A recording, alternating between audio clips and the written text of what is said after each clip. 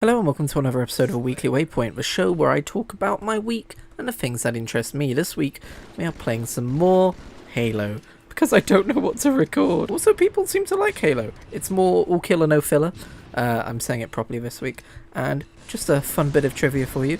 It is currently so hot that I am recording this episode shirtless. I know this week's episode is a little bit shorter than normal, but believe me, I recorded 3 separate matches and I don't think I played too great in any of them, if I'm being perfectly honest, but who cares, it's gameplay! First match is Halo 2 and the second and the third are both in Halo Reach, and I feel like Halo Reach, for some reason, is just the multiplayer I don't get on with the most, which is weird because I've had the most time to adapt to it, but I feel like it is the most difficult Halo multiplayer. I might have mentioned this before. Let me know if you feel the same, because I don't know if I'm just going crazy or something, but I just cannot get to grips with it. And I'm not just talking about the different power-ups you can use either, because I spend most of my time queuing for SWAT games usually, but also in this gameplay you will see plenty of room for improvement. I think I shoot a grenade launcher at someone who's flying in midair at one point in a Halo Reach match. I think next week I'm going to try recording a Fortnite match and doing it the all killer no filler style of editing, which is I guess what I'm just calling it now. I feel like it might make more sense for a battle royale because they're usually 15 to 25 minute games, not, you know, multiple 4 to 12 minute games. Anyway, this week I watched On Sandman, the Netflix show, and I feel like I should preface by saying that I'm not particularly familiar with any of Neil Gaiman's work. I was tempted to give this its own video, but I feel like I can pretty much summarize my thoughts here, and I don't have a whole lot else to say about my week. But to help me talk about the Sandman this week, I've actually enlisted the aid of the Sandman himself. Come on in, Lord of Dreams. That's King of Dreams to you. Yeah, okay, sorry. Why are you shirtless? Listen, mate, I know you're a god and all, but us models feel the heat, okay? The first and only question I really want to ask you, Sandman, is have you ever noticed how tiny your mouth is? Sandman? Your mouth? I think your audience is getting tired of this bit. Okay, fine, I'll stop posting cringe. Anyway, as I was saying, I'm not familiar with any of Neil Gaiman's work. I've heard him do an interview with David Tennant once, that's about the extent of my knowledge. Oh, and the Doctor Who episodes he did.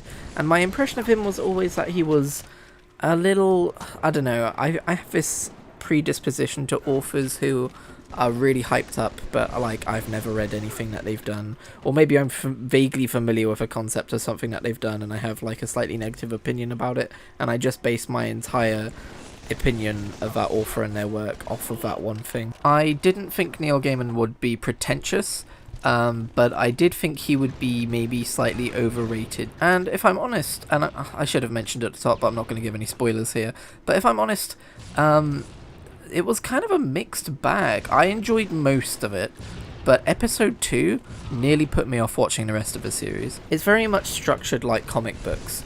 I would say that this episode is kind of split into 2 big stories with one tiny one in the middle of them. It feels like I was reading 2 volumes of comics, if you know what I mean. But within those volumes are still various chapters which can spin off and kind of like tell different aspects of a story within that volume. And I wasn't really prepared for that with episode 2. Episode 1 was really focused on a particular kind of cast and setting and everything that was going on. And then episode 2 veered hard into the mythology of the world, but it did it in such a way that it felt like I had missed the previous season and I was supposed to know everything already. Not in like that kind of like deft way of like, oh, this is a pre-established world and I'm just wandering into it now. I guess maybe there just wasn't enough exposition or something, but I felt left out of things.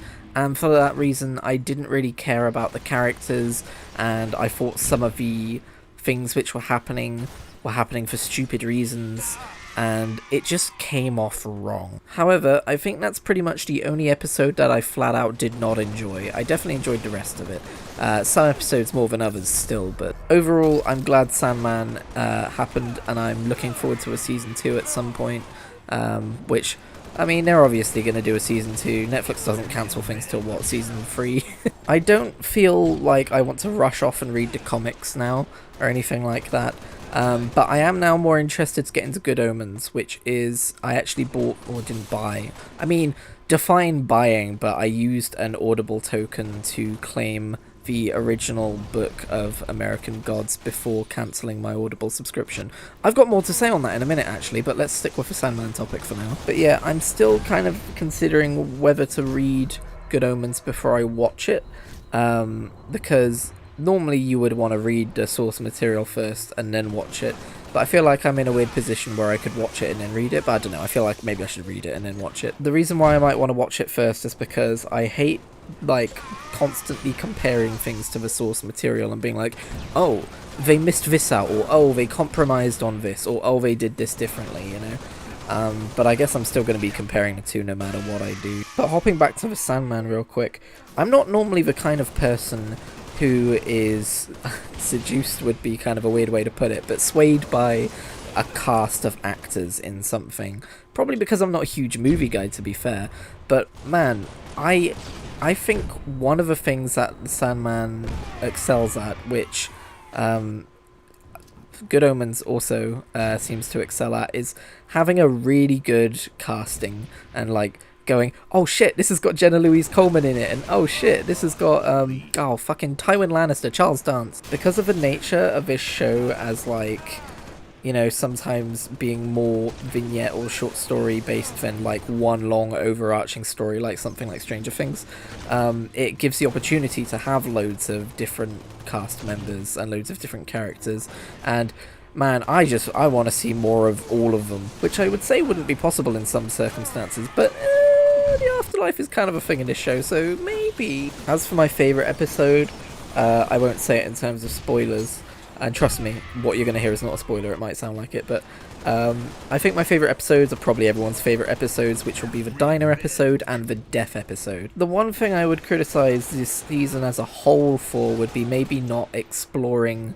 some of these ideas as long as they could. Like, I think maybe that was my main issue with episode 2 as well. I was so into what episode 1 was doing that episode 2, or maybe it was the end of episode 1, either the end of episode 1 or the start of episode 2 wrapped up the episode 1 stuff kind of quickly, and I would have liked maybe in more of an episode or 2 with that kind of premise and those characters. But yeah, no, Sandman, it's fun. Go watch it. You'll like it, probably. I don't know who you are. Maybe you'll hate it. Maybe you'll be like, this isn't a Christian show. Anyway, sorry, Morpheus, you can go now. What was even the point of being here? Moody bastard. I heard that. Oh, one more thing. Clara Oswald said fuck. I always find it awkward when former Doctor Who members say swear words on other shows. I'm like, you can't do that! Unless it's Peter Capaldi, of course, he gets a part. This week, I have entered the part of my gaming cycle where I have been finishing games recently, so I'm starting to pick up some new games to play around with them. I've dipped my toe into Subnautica. I didn't mean to make that pun, but there it is. Well, it's not really a pun, but you know what I mean. And I'm going to be playing more of that. I've dipped my toe into both 2 Point Hospital and 2 Point Campus. I think I'm going to keep going with Campus because I feel like I've kind of done the theme hospital thing before. Mostly, I've just been playing a fuck ton of World of Warcraft as per usual. I'm juggling both Classic and Shadowlands, which is not something I've actually done before. Usually I'm either playing one or the other, but I'm actually, at least for a week or two now, I've been logging on to Desmodius, my Classic or my Burning Crusade Fury Warrior for a while, and then I've been jumping on over to do like Zereth Mortis dailies on Kritigri. It's not as jarring as you'd think when you get used to swapping between the two versions. Like, sure, there's occasionally times when I'll go to check my guild chat, or my guild roster even, and I'll hit O when I mean to hit J, and then I'll hit J when I mean to hit O in the other game. Or like the mounting animation takes like almost double the time on Classic, so I keep moving forwards and cancelling the wind-up time by accident. Oh, right, before I forget the audiobook thing, I mentioned something about audiobooks earlier. I am back on the Wheel of Time bandwagon. I've promised myself that when I finish book 7, I can go and listen to another book, like, for instance, American Gods. But in the meantime, I should probably finish book 7. I have some people who are subscribed to this channel purely to listen to my thoughts on, or my global reasonings of Wheel of Time, right? So if any of them are still around, I salute them, but hopefully there will be a new global reasoning for the Wheel of Time Book 7 within, I would say, about a week or so. It's going to be an interesting one because of how many months it's taken me to get through this book and how much I've forgotten about, but luckily, for the first time since I started global reasoning, I was keeping notes. Thank fuck for that, because before resuming my read-through, I double checked my notes and went, oh my god, I don't remember half of these things happening. I'm also going to read like a synopsis of book 7 before I launch into my thoughts on it, see if it jogs my memory about anything else which happened. But hilariously, I approached it like it was going to be a chore, and once I got past the chapter that I'd left it on, it suddenly became really interesting, so there you go.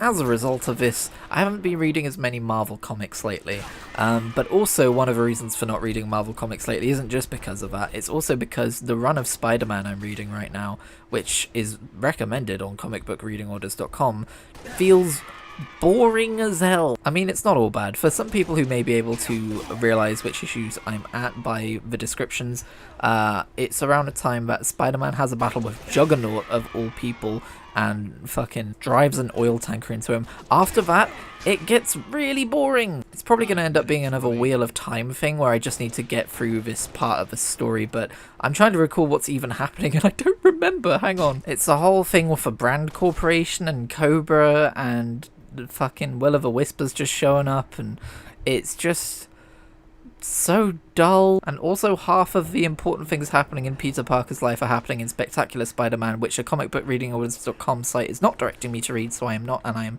missing things, and I'm like, how am I supposed to trust this reading order? But I know that the first appearance of a Hobgoblin is meant to be coming up in like 10 or 20 issues, so I'm like, that sounds pretty important. Anyway, this was a pretty rambly episode, so thank you for tuning in and listening. I'm going to go and jump off of this map now. Seems like the only way to escape the heat.